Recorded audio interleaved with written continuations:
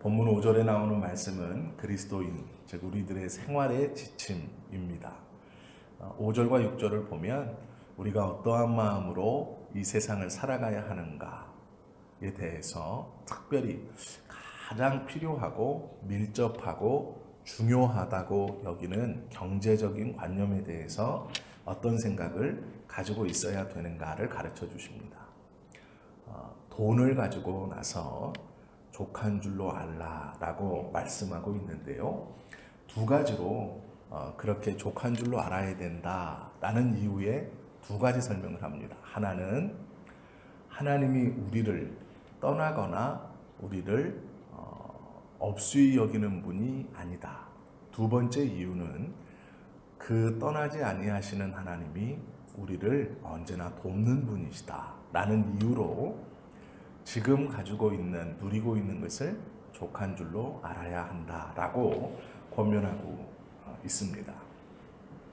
그런데 우리가요, 이 히브리서 말씀을 볼 때, 성경의 말씀을 볼 때 제일 처음 꼭 생각해야 되는 것이 이 말씀을 제일 처음 받았던 이 히브리 사람들입니다. 즉 무엇이냐면 하나님의 말씀을 우리가 보면서 제일 먼저 기억해야 하는 것은 그 당시 이 편지를 처음 받았던 약 2000년 전의 사람들의 상황 속에서 이 편지를 받아야 의도를 정확히 알 수 있는 겁니다. 물론 이 말씀이 지금도 전혀 부족하거나 다르게 적용되는 말씀은 아닙니다. 그러나 우리가 히브리서를 처음 받았던, 이 히브리서를 처음 수신하여 읽었던 공동체로 돌아가 보면 왜 이렇게 말씀하시는가를 알 수 있습니다.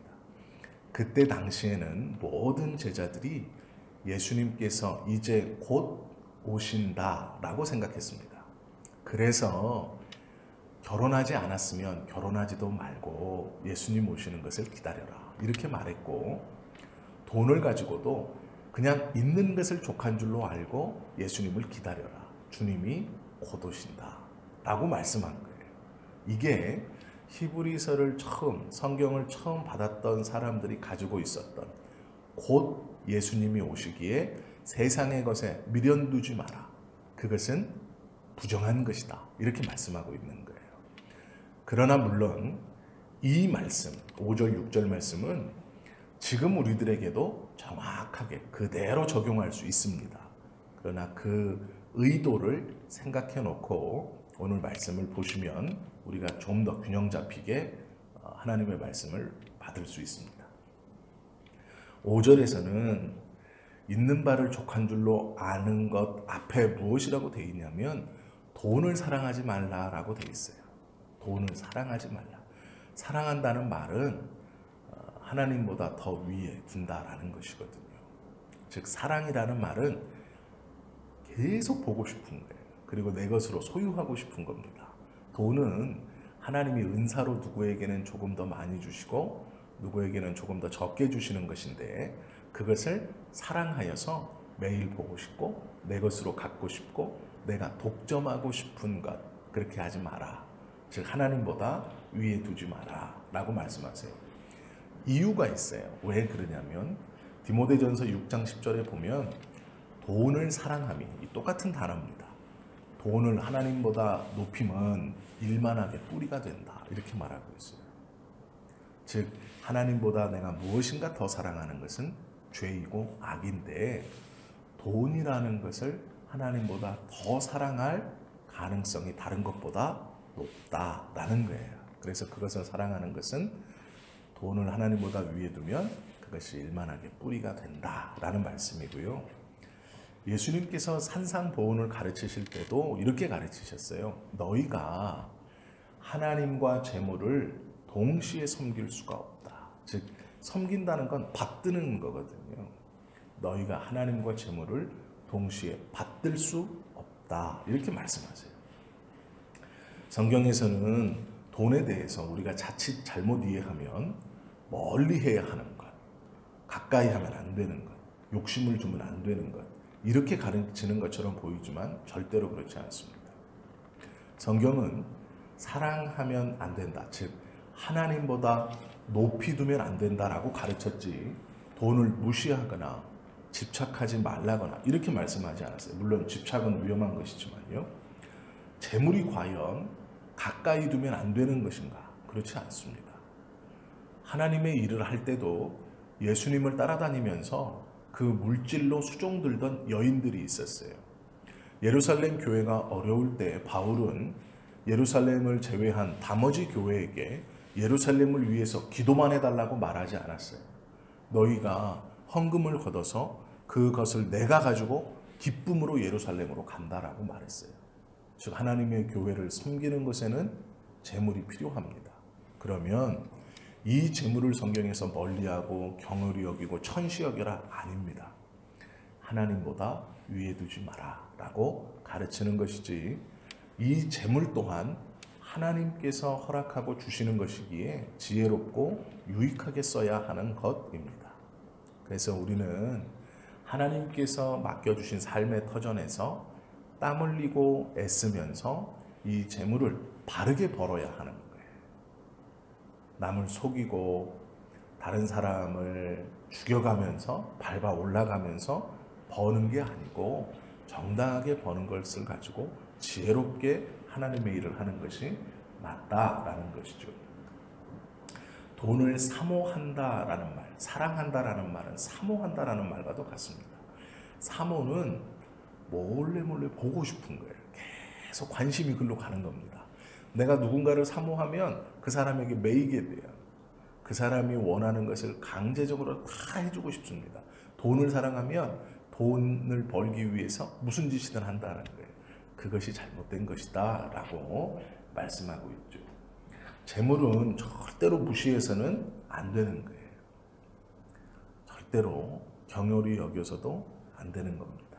우리는 지혜롭게 사업을 경영해서 재물을 거둠으로 하나님의 일을 순적히 해나갈 수 있는 겁니다. 그러기 중요합니다.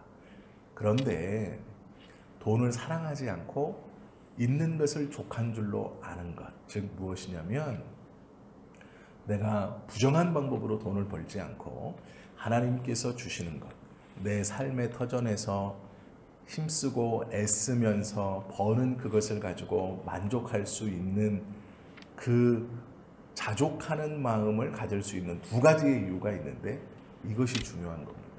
오늘 히브리서 13장 5절 6절에서 하시는 말씀은 돈을 사랑하지 말라, 있는 것을 가지고 족한 줄 알라, 이게 중심이 아닙니다. 이 말씀이 중심이 아니고 이 뒤의 말씀, 하나님이 우리를 떠나지 아니하기 때문에 그러하다라는 말씀이 중심이고 또 그 하나님이 우리를 돕는 분이시다 라는 것이 이 말씀의 핵심입니다. 그래서 우리가 앞에 말씀을 들으면서 아이고 하나님 돈을 좋아하는 이 마음을 하나님 내려놓게 하시고 하나님 내가 돈을 사모하지 않게 하시고 그래서 죄를 범치 않게 하시고 있는 것으로 만족할 수 있도록 하나님 도와주세요. 그런데 그게 잘 되지 않네요. 하나님 어떡합니까? 이게 아니에요. 그렇게 기도하라고 하는 게 아니고 뒤에 것. 아 하나님 왜 내가 돈을 사랑하게 되었는지 불안하거든요. 돈이 없으면 아무것도 안 될 것 같거든요. 내 노후는 어떡하지? 내 자식은 어떡하지? 그런데 앞에 말씀에 집중해서 힘들고 어려움을 그 걱정을 떨쳐라 이게 아니에요. 뒤에 말씀이에요. 하나님이 우리를 떠나지 아니하신다라는 것이죠. 그 하나님이 그 재물을 주장하시는 분이기 때문에 그렇습니다. 그래서 제대로 보아야 하는 것은 이 두 번째의 구절입니다. 우리는 소유하고 있는 재물에 대해서 족하게 생각한다라는 뜻을 잘 몰라요. 그냥 나는 이것을 가지고 만족하면 되지 라고만 생각하지만 소유하고 있는 재물에 대한 만족, 그것이 족한 줄로 아는 게 아닙니다. 그것은 성경의 말씀을 오해하고 있는 거예요. 하나님의 말씀에 순종하는 생활을 하면 특별히 하나님께서 우리에게 물질을 허락해 주시는 법칙에 합당한 생활을 하면 그 물질을 주세요. 그리고 우리는 그것을 잘 저축하고 유용하게 사용해서 주님의 일을 하는 것이죠. 그럴 수 있는 이유, 즉 돈을 사랑하고 돈에 대해서 우리가 만족할 줄 모르는 삶이라는 것은 우리 안에 불안함이 있기 때문에 그렇습니다. 그 첫 번째의 불안함은 하나님이 나와 함께 계신다라는 믿음이 없기 때문에 그래요.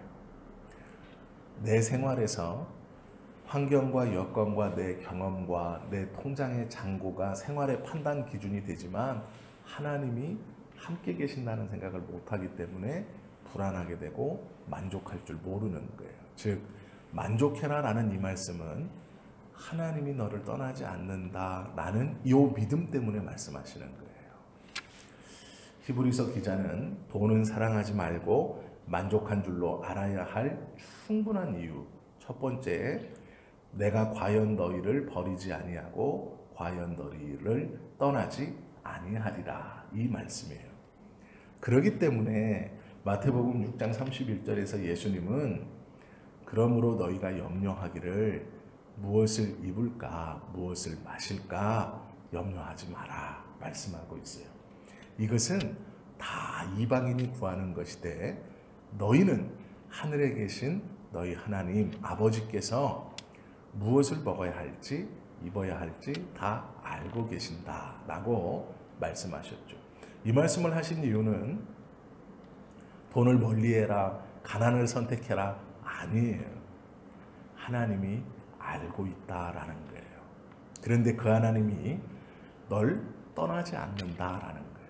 그리고 두 번째는요. 그 하나님은 지켜보는 분이 아니라 너를 돕는 분이다라는 거예요. 그렇기 때문에 족한 줄로 여겨라라는 거예요. 즉, 이 말씀의 핵심은 뒤에 있는 겁니다.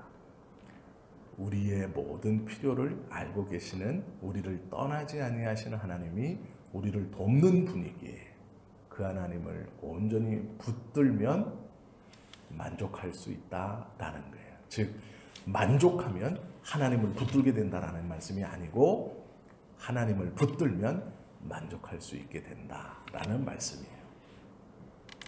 그래서 예수님께서 말씀하셨죠. 너희는 먼저 그의 나라와 그의 의를 구하라. 그리하면 이 모든 것을 너에게 더하시리라. 6절 말씀에 오늘 보면 담대히 말한대요. 우리가 담대히 말하되 주는 나를 돕는 이시니 내가 무서워하지 아니하겠노라. 사람이 내게 어찌하리요 하노라. 이 말씀은 시편 118편 6절의 말씀인데요. 이 말씀을 바꾸면 이런 말씀이에요. 주는 나를 돕는 이시니 내가 무서워하지 아니하겠노라. 물질이 내게 어찌하리요. 이렇게 알아들으면 돼요. 여기서 주님이 나를 돕는 분이시니 내가 어찌 무서워하리요라는 것은 하나님을 무서워한다는 얘기가 아니에요. 뭘 무서워한다는 얘기일까요? 돈을 무서워 나는 않겠다. 요 시편 118편의 말씀은 주님이 나를 도우시니 내가 어찌 나를 핍박하는 저 사람을 무서워하겠느냐 이런 말씀이에요. 그럼 이걸 히브리서 기자는 물질로 바꿔서 지금 말씀하고 있는 겁니다. 하나님이 나를 도우시니 내가 어찌 물질을 무서워하겠느냐 이 말씀이에요. 물질이 내게 어찌 하겠느냐 이런 말씀입니다.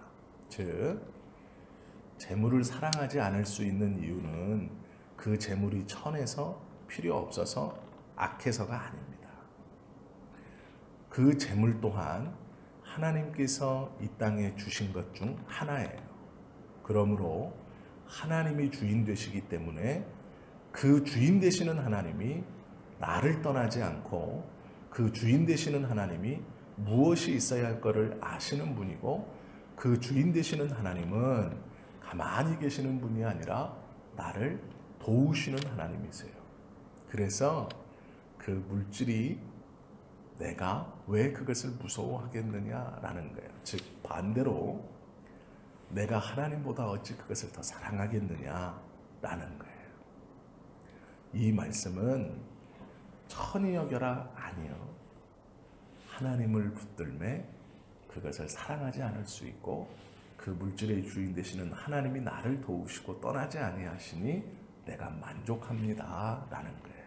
즉 너희가 불안하고 돈을 사랑하는 이유는 하나님을 온전히 의지하지 못하고 그 하나님이 너를 떠나지 않는다는 자신감이 없어서 그리고 그분이 우리를 돕는 분이라는 확신이 없어서 네가 돈을 사랑하게 되고 족한 줄 여기지 못하고 있다라고 말씀하시는 겁니다.